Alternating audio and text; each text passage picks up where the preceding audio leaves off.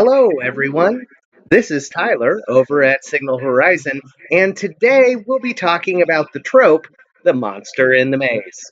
The monster in the maze is a device a lot of writers and directors use to convey a particular place, but also ratchet up the tension. We will be using the movie The Shining, directed by Stanley Kubrick, to illustrate the finer points of the trope. Examine the movie, we have to understand the mythology behind it. Starting with Theseus, the great warrior, who, trying to impress his father, traveled across the ocean to King Midas's labyrinth. Now, in the labyrinth, at the very center was a formidable beast known as the Minotaur. The Minotaur was known for its fierceness, but also known for its violence. It would take a great warrior to defeat the Minotaur. But even if one made it all the way through the labyrinth to the Minotaur, it would be virtually impossible to find your way back out of the labyrinth. Theseus, making friends with King Midas's daughter, Ariadne, got a string from her and a sword to defeat the Minotaur. The sword came in handy, obviously, but the string provided his escape. He was able to use the string to mark his way throughout the labyrinth. Now that we better understand the mythology, let's look at how Stanley Kubrick applies the monster in the mirror trope. First, Danny is clearly Theseus. Theseus is the hero of the story and possesses unique gifts to help him navigate the maze and beat the Minotaur. If Danny is Theseus, then the Overlook Hotel must be the maze.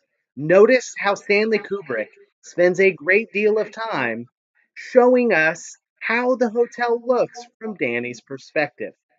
Note, as Danny rides around the hotel, we see a sense of just how confusing the hotel itself can be.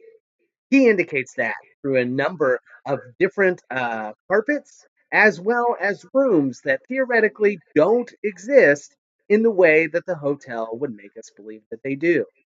Also, as he navigates from one floor to another, Stanley Kubrick does an excellent job of confusing us, but Danny never seems confused. He has a good idea of where he's headed, and even if he's having a good time, he knows exactly what is going on.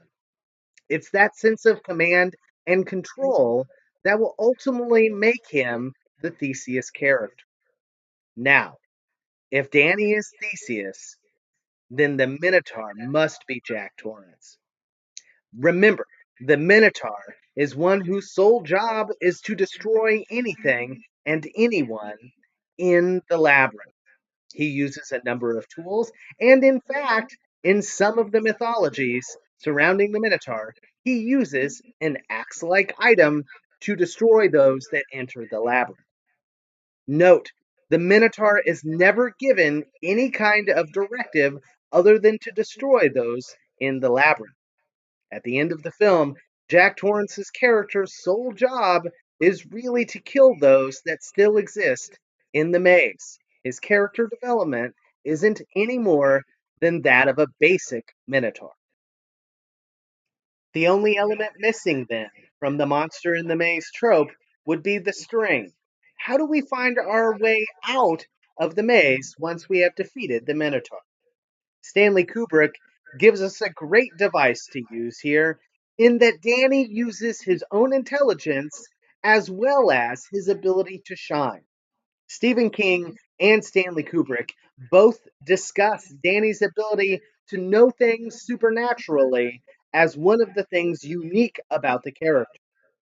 Much like the string in the myth, Tony, his friend that is an outcropping of his shining, tells him exactly where to turn and what to do to both avoid the Minotaur, but also to avoid turning the wrong way and potentially dying in the maze. The monster in the maze trope is used often in science fiction and horror films, and you can always find the monster in the maze trope by looking for the individual elements. Are there confusing scenery? Is there clearly a monster at the center of what looks like a maze like area? Is there a hero and something distinct that allows the hero to get out of the maze?